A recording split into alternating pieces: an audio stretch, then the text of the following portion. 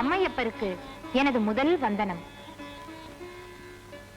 மைந்தா, அன்னையும் பிதாவும் முன்னறி தெய்வம் என்பதை உணர்த்த வந்தவன் நீ என்பதை நிரூபித்து விட்டாய். ஓங்காரத்திலிருந்து உருவான உன்னிடம் உயர்ந்த சித்திகளும் நிறைந்த ஞானமும் நிலைத்திருக்கட்டும். குழந்தாய், தனக்கு நிகரான நாயகன் இல்லாததால் நீ விநாயகன் என்று பெயர் பெறுவாய். விக்னங்களை தீர்த்து வைப்பதால் விக்னேஸ்வரன் என்று புகழ் பெறுவாய். எமது சிவகணங்கள் அனைத்திற்கும் நீ தலைமை பொறுப்பை ஏற்பதால் கணேசன், கணபதி, கணநாதன் என்றும் சிறப்பிக்கப்படுவாய். தன்யனானே.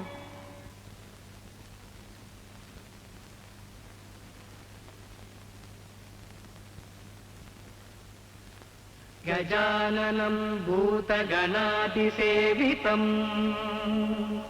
कवित्तजम्बूफलसारभक्षितम् उमासुतं शोकविनाशकारणम् नमामि विघ्नेश्वर पादपङ्कजम्. சுவாமி, ஒரு சந்தேகம். கேள் தேவி. நமது மைந்தன் இப்படி யானை முகமும் மனித உடலுமாக தோன்றியிருப்பது ஏன் என்று புரியவில்லையே. காரணமில்லாமல் காரியமில்லை. வியக்கத்தக்க பெரும் காரியத்தை சாதிப்பதற்காகவே விசித்திரமான வடிவத்தில் தோன்றியிருக்கிறான் நம் மைந்தன். உரிய காலம் வரும்போது அதை நீயே அறிந்து கொள்வாய்.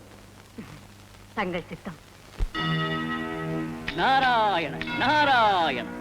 நாரத முனிவருக்கு எனது பணிவான வணக்கங்கள். யார்? சந்திரனா? நாராயணா, வானில் வலம் வரும் நீ கைலாயத்தை வலம் வர சென்று கொண்டிருக்கிறாயா? வலம் வருவதா? அதற்கெல்லாம் எனக்கு ஏது நேரம்? அஸ்வினி முதலான எனது நட்சத்திர மனைவியர் 27 பேரும் என்னை ஒரு கணம் கூட நகரவிட மாட்டேன் என்கிறார்களே. ஆமாம் ஆமாம், நீ என்றைக்கு எந்த நட்சத்திர மனைவியை சந்திக்கிறாயோ அந்த கணக்கை வைத்துக் கொண்டுதானே இன்று அஸ்வினி, இன்று பரணி என்று நாட்களையே குறிப்பிடுகிறார்கள். உண்மைதான் நாரதரே. என்னுடைய அழகை கண்டு மயங்கி அந்த 27 பேருமே என்னைத்தான் திருமணம் செய்து கொள்வேன் என்று பிடிவாதம் பிடித்தார்களாம். அதனால் தட்சனின் குமாரிகளான அவர்கள் அத்தனை பேரையும் மொத்தமாக நானே திருமணம் செய்து கொண்டேன். ஆமாம் ஆமாம், அழகுக்கு உதாரணம் சொல்பவர்கள் சந்திரனை போல அழகு என்றுதானே சொல்கிறார்கள். அப்படி இருக்க கைலையில் பரமேஸ்வரனுக்கும் பார்வதிக்கும் அழகே உருவான குழந்தை தோன்றியிருக்கிறது என்கிறார்களே, அது உண்மைதானா என்று பார்க்க வந்தேன். ஓ, அது அப்படி போகிறதோ? நாராயண. என்ன நாரதரே? ஒன்றுமில்லை, நீ போக வேண்டிய வழி இதுதான். கைலாயத்திற்கு சென்று பார், விநாயகரை காணலாம். நாராயண. நில். யார் நீ? எங்கே செல்கிறாய்? அம்மையப்பருக்கு பிள்ளையாக விநாயகர் அவதரித்திருக்கிறாராமே, அவரை பார்க்க செல்கிறேன். நான் தான் விநாயகர். என்ன விசித்திரமான தோற்றம் கொண்ட நீயா விநாயகர்? மனித உடலும் யானை முகமும் கொண்ட இந்த உருவமா அழகின் வடிவம்?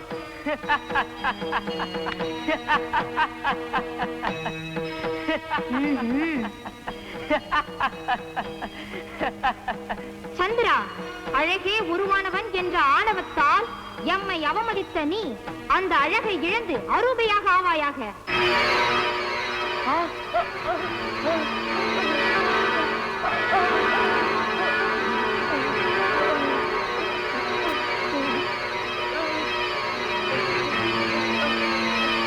அகந்தையை தீர்க்கும் அண்ணலே போற்றி, ஆணை முகம் கொண்ட ஐயனே போற்றி, பாவத்தை தீர்க்கும் பரம்பொருளே போற்றி. ஐயனே, ஐயனே. உண்மையான அழகு எது என்பதை உணரும் காலம் வரை நீ இப்படியே இருக்க கடவாய்.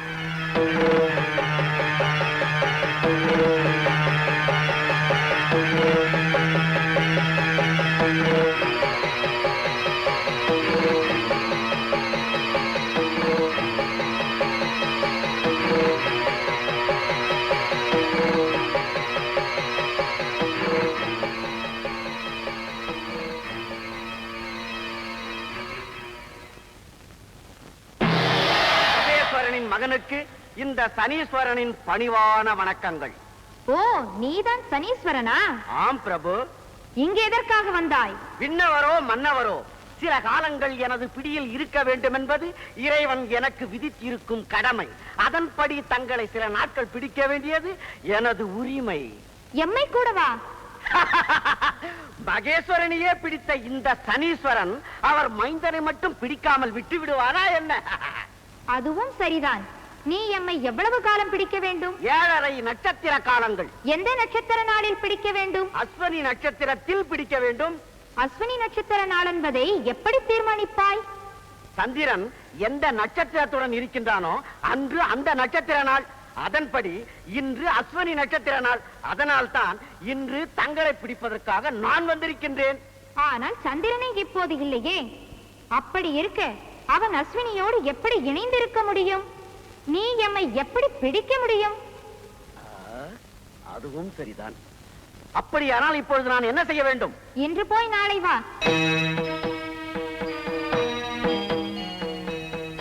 விநாயக பெருமானே, தங்கள் ஆணைப்படி வந்துவிட்டேன். இன்னும் சந்திரனே வரவில்லையே. இன்று போய் நாளை வா. விநாயக பெருமானே, இன்னும் சந்திரன் வரவில்லை. இன்று போய் நாளை வா. விநாயக பெருமானே, இன்னும் சந்திரன் வரவில்லையே. புரிகிறது புரிகிறது. இன்று போய் நாளை வருகிறேன்.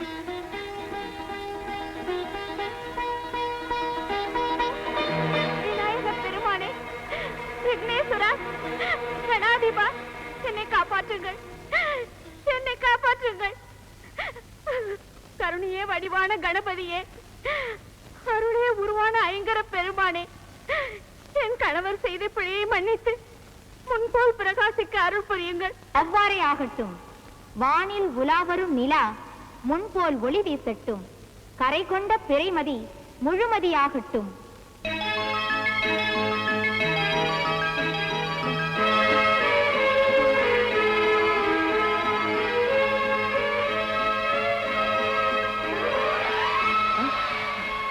விக்னேஸ்வரா,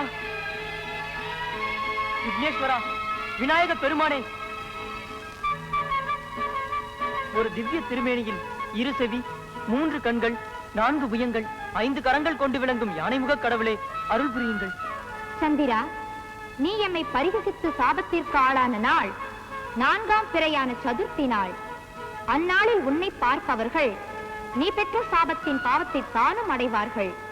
ஆனால் எமக்கு விருப்பமான ஆவணி மாத கிருஷ்ணபட்சத்து சதுர்த்தி நாளில் எம்மை வணங்கினால் அன்று வரை நேர்ந்த பாவங்கள் தீர்ந்து உன்னத வாழ்வை பெறுவார்கள்.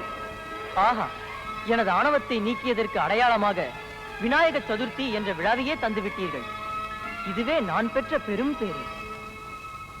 விநாயக பெருமானே. யார்? சனீஸ்வரனா? ஆம் பிரபு, 7 நாட்களாக வந்து வந்து சென்று கொண்டிருக்கின்றேன். இன்றாவது தங்களை பிடிப்பதற்கு அனுமதி தாருங்கள்.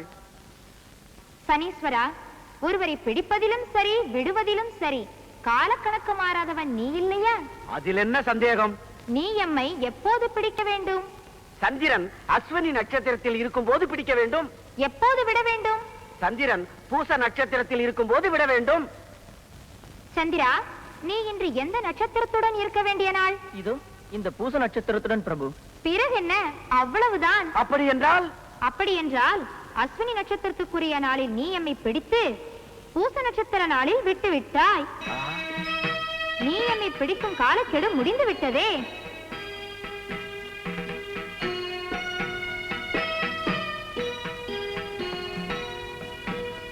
உண்மைதான் பிரபு, தங்கள் ஞானத்தால் என்னை நீங்கள் வென்று விட்டீர்கள். ஞான விநாயகர் என்பதை நிரூபித்து விட்டீர்கள். தாங்கள் என்னை வென்றதற்கு அடையாளமாக நான் என்ன செய்ய வேண்டும் பிரபு? எமது பக்தர்களை, எமது பெயரை ஒருமுறையேனும் உச்சரிப்பவர்களை நீ பிடிக்க வேண்டிய காலம் வந்தால் கடுமையாக நடந்து கொள்ளாதே. இதமாக இருந்து அமைதியாக வாழச் செய். அப்படியே பிரபு. சுவாமி, விநாயக பெருமானின் அவதார மகிமையை கேட்க கேட்க எங்கள் இதயங்கள் எல்லையற்ற மகிழ்ச்சிக்குள்ளாகிறது. வானவரை வாழ வைக்க வந்த விநாயகர் மானிடருக்கு அருள் புரிந்த வரலாறுகளை கேட்க விரும்புகிறோம். ஒன்றாய் இரண்டாய் எண்ணற்ற வரலாறுகள் உண்டு. திருநாரையூர் என்ற திருத்தலத்தில் உள்ள பொல்லா பிள்ளையார் ஆலயத்தில்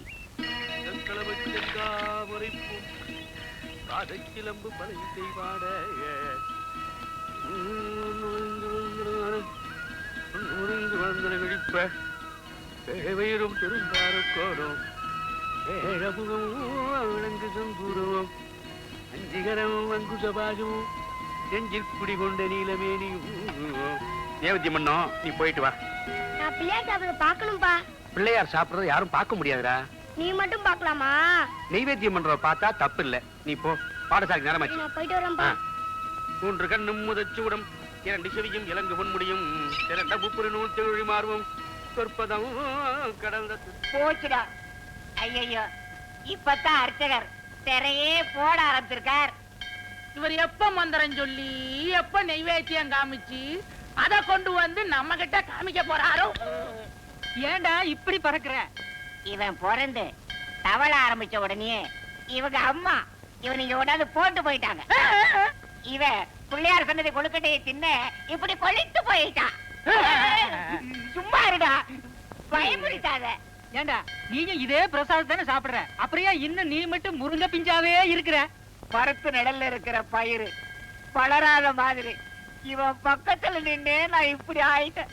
நான் சாப்பிடும் போதே இவன் ஒரு பார்வை பாப்பான், அப்பவே சத்து பூரா அங்க சக்க இங்க. சும்மாரியா பொக்க. கவலைப்படாத, நாம இந்த பிரசாதத்தை நம்பித்தான் வாழறோம்னு அர்ச்சகருக்கு நல்லாவே தெரியும். அவருக்கு எப்ப தெரிஞ்சு அவர் எப்ப கொண்டு வந்து கொடுத்து அதை எப்ப நம்ம தின்னு அதை எப்ப நம்ம சத்புருஷாய வித்மஹே வக்ரதுண்டாய தீமஹி தன்னோ தந்தி பிரச்சோதயாது. எல்லாரையும் காப்பாத்தணும். பிள்ளையாரப்பா எடுத்துக்கோ. ஏங்க, இந்த ஊருக்கு நாரையூர்னு எங்க பேர் வந்துச்சு? கொஞ்சம் பேசாம இரு. வாங்க தீபாராதனை எடுத்துக்கங்க. அவ பிரசாதம் தான் எடுத்துப்பா, தீபாவளி நீங்க எடுத்துக்கோ. ஏங்க, இந்த பிள்ளையார ஏங்க பொல்லா பிள்ளையாருன்னு சொல்றாங்க? இப்போ நீ என்ன பொல்லாதவனாக்க போற? இருங்க இருங்க இருங்க. முதல்ல நீங்க சொல்லுங்க சாமி. இந்த ஊருக்கு திருநாரையூர்னு எப்படி பேர் வந்ததுன்னு தெரிஞ்சுக்கணும். நான் சொல்றேன். அதாவது பட்சி நாரை இருக்க, அது இங்க உள்ள அந்த ஈஸ்வரனை வழிபட்டு முக்தி அடைஞ்சதுனால நாரையூர் திருநாரையூர் ஆயிடுத்து. பாத்தீங்களா? தலபுராணம் தெரிஞ்சுக்கிறது தப்பே கிடையாது. இன்னொன்னு கேட்டேல, இந்த பிள்ளையாருக்கே பொல்லா பிள்ளையார்னு பெயர் வந்ததுன்னு. பொல்லுதல் என்றால் செதுக்குதல், உளி வைத்து செதுக்காமல் சுயம்புவாக இந்த பிள்ளையார் வந்ததினால் பொல்லா பிள்ளையார் என்று பெயர் வந்தது. பொல்லுதல் இல்லாத பிள்ளையார், பொல்லார் இணையடி நல்லார் தொழுவரே. நான் சொல்லல, சிவஞான போதும் சொல்லுது. செத்த துணுலே சதாசிவம் காட்டி. ஏங்க, நான் கேட்டதுனாலதானே இவ்வளவு பெருமையா தெரிஞ்சது. போதும் போதும், அதுக்காக நீ ரொம்ப பெருமைப்பட்டுக்காத. அவசரப்படாத, எல்லாம் நமக்கு தான். பிரம்மா குரு விஷ்ணு குருதேவோ மகேஸ்வர ஹரி ஓம் குருவே துணை. உங்களுக்கெல்லாம் நேத்திக்கு திருத்தொண்டர் தொகையிலிருந்து நந்தனார் சரித்திரத்தை பத்தி சொன்னேன். வேண்டியவாறு அருள்வான் காண்க என்கிற அப்பர் வாக்குப்படி நந்தனார் மெய்யுருகி பாடிய போது சுவாமியை மறைச்சிருந்த நந்தி அப்படியே விலகிறத பத்தி கேட்டேன். இதுல இருந்து உங்களுக்கு என்ன தெரிகிறது? உண்மையான பக்திக்கு ஜாதி பேதமோ உயர்வு தாழ்வோ கிடையாது. இன்னைக்கு சில புதிர்களை சொல்லி உங்க புத்திசாலித்தனத்தை நான் சோதிக்க போறேன். பந்திக்கு முந்து படைக்கு பிந்து என்ன அர்த்தம் சொல்லுங்க பார்க்கலாம். பந்தியில முந்திக்கிட்டு முதல்ல உட்கார்ந்துடணும், அப்பதான் பட்சணம் எல்லாம் சூடா முழுசா கிடைக்கும். அடுத்த பந்தியில உட்கார்ந்தா முதல்ல வச்சதுல பாதி கூட இல்லாம போயிடும். இப்ப முதல்ல உட்கார்ந்தா அடுத்த இலைக்கே இல்லாம போயிடும்.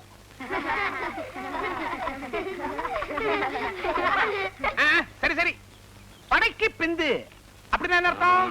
சண்டை நடந்தா எல்லாருக்கும் பின்னால போய் ஒளிச்சுக்கணும், அப்பதான் ஆபத்தே இருக்காது. ரெண்டு பேர் சொன்னது அபத்தம். இது ஒரு விடுகதை. பந்திக்கு முந்தும் படைக்கு பிந்தும் அது என்ன அப்படிங்கிறது கேள்வி. இதுக்கு விட வலது கை. குருதேவா, இதுக்கு புரியல உனக்கு அர்த்தம் சொல்றேன் கேட்டுக்கோ. பந்தியில வலது கை முந்தும். படையினாலே வில்லுக்குதான் பிரதானம். வில்லு இருக்கிற நானே வலது கை எவ்வளவுக்கு பின்னால இழுக்கிறதோ அவ்வளவுக்கு அவ்வளவு வேகமா அம்பு பாயும். அதனால வலது கை பந்திக்கு முந்தும் படைக்கு பிந்தும்னு பெரியவா சொல்லிருக்க. புரியுறதா? உட்காரு.